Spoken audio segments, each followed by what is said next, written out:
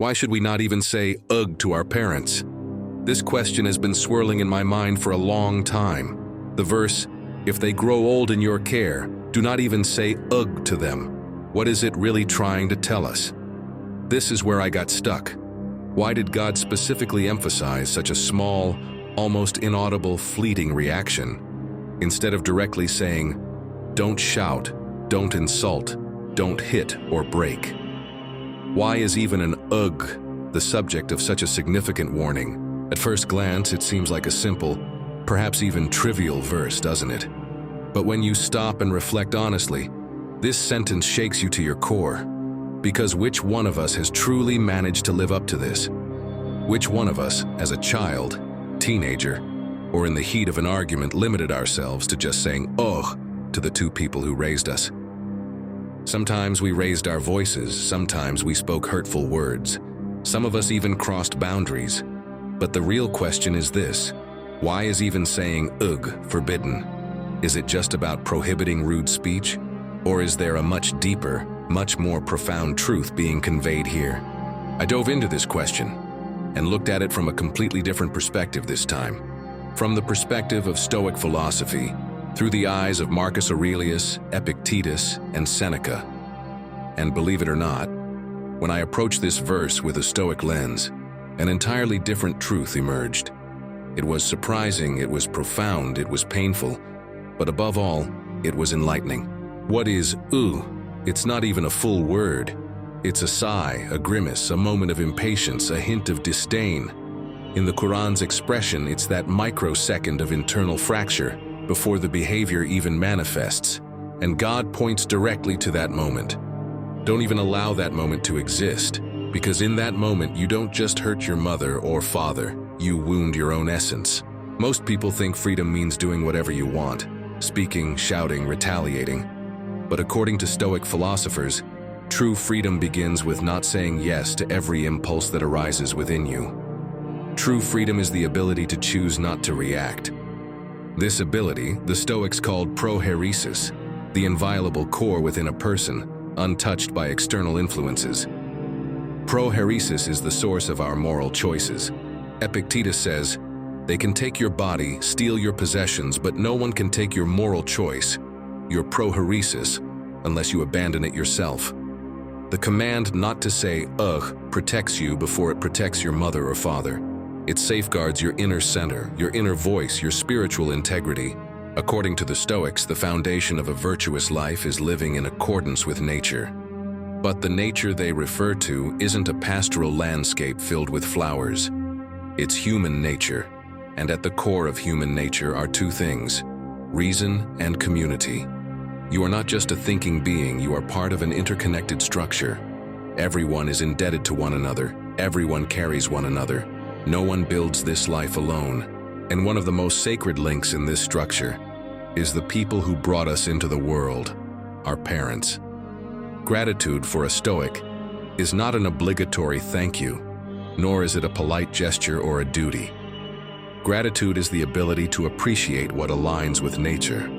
Your mother staying up sleepless nights to feed you, your father carrying the weight of exhaustion on his shoulders.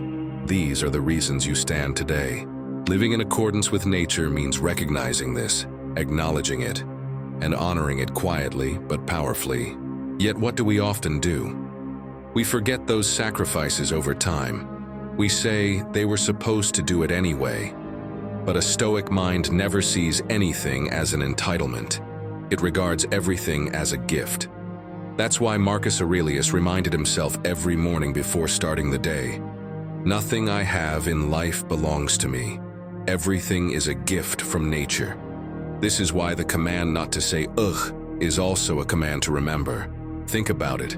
There was a time when you couldn't walk, couldn't speak, couldn't even express where it hurt. You were entirely dependent on others. In those days, someone carried you in their arms through the night, changed your diapers, rushed to you when you cried. When your fever spiked, a pair of eyes stayed awake by your side, and a pair of shoulders bore your tantrums and restlessness with patience. Your gratitude doesn't depend on their perfection. For a Stoic, gratitude doesn't seek flawlessness in the past. It appreciates what exists as it is. Because a virtuous person shows kindness not just to the ideal, but to what is. And this appreciation elevates a person. Ingratitude, on the other hand, is a silent poison that rots us from within. The Stoics say every person has a role. Sometimes you're a child, sometimes a sibling, a teacher, or a stranger. Some of these roles aren't your choice. You don't choose your mother or father when you come into this world. Your family structure, your past, the conditions you're born into. These are handed to you like a script before stepping onto a stage. This is where the Stoics' timeless teaching begins. You may not choose your role, but how you play it is entirely up to you.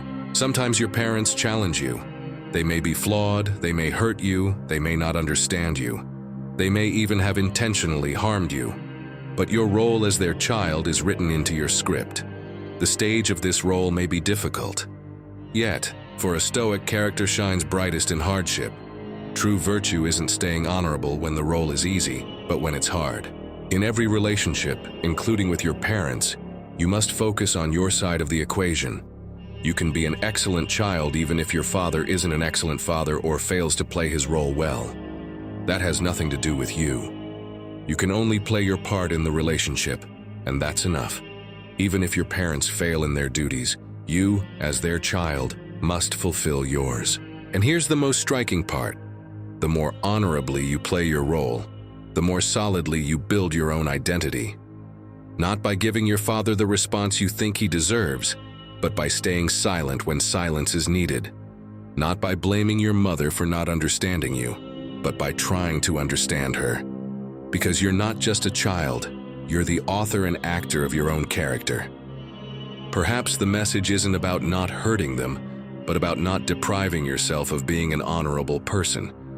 Have you ever noticed? We're most impatient with those closest to us.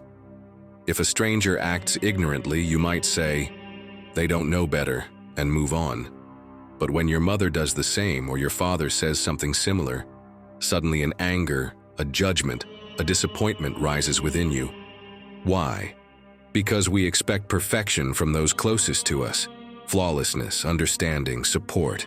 But we forget, they're human, just like us, flawed, imperfect. Epictetus says, "People make mistakes because they don't know better. If someone does wrong, don't be their enemy, be their teacher." This approach isn't just about forgiving others' mistakes. It requires seeing the ignorance behind their flaws. What if your mother or father emotionally neglected you as a child, constantly criticized you, or failed to show enough love or understand you? Does that mean they're bad people? No. The Stoic sage says, people act based on what they know, and most were raised with incomplete education, fears, and patterns. So the real question is this: if these people gave you something lacking, will you turn that into anger, or will you transform it into awareness? Philosophical tolerance isn't just staying silent or ignoring. It's an active step on the path to wisdom. It's the reflex of a person who strives to understand, resolve, and transform every judgment and resentment that blocks their growth. When you look at your mother or father, you start to see not just their flaws, but the story behind those flaws. Perhaps your mother never learned to show love because she was never shown love. Perhaps your father criticized you because he was constantly scolded as a child, and you now have the reason and distance to see this entire chain, because you're stepping into a Stoic perspective, the path of understanding, not resentment. The verse, "Do not even say ugh," is philosophical in this sense. It doesn't just demand silence, it demands understanding. It asks you to see who the person in front of you is. Sometimes tolerance is a higher virtue than forgiveness, because forgiveness carries a hint of superiority. But tolerance is equality, it's humanity, it's wisdom. Conclusion: the command not to say ugh is a profound secret God whispers to humanity. Protect your inner core. Your relationship with your parents is a microcosm of your relationship with the universe. If you can't learn to be patient with them, you won't learn to be patient with life. If you can't bear their flaws, you won't withstand the world's injustices. That's why God points there first, to your heart, to that initial spark of anger. Because your character isn't built by your actions but in that inner moment before you react. Here, Stoicism and Islamic teachings align almost perfectly. Both tell you, you are not just a bundle of reactions. You are the only being with the power to choose not to react. That's the divine wisdom at the heart of "do not even say, ugh." This command protects you more than it protects your mother, because your mother's mistake may be your fate, but your response to it is your character. And God wants you to keep your character noble. When you find the strength within yourself not to say, ugh, you cease to be just a child. You become wise. You become virtuous. You become a human aligned with the divine order. And that's when you realize the immense secret this verse holds. It's a shield that protects you from within, not from without. That anger rises within you. And perhaps what God asks of you is exactly this.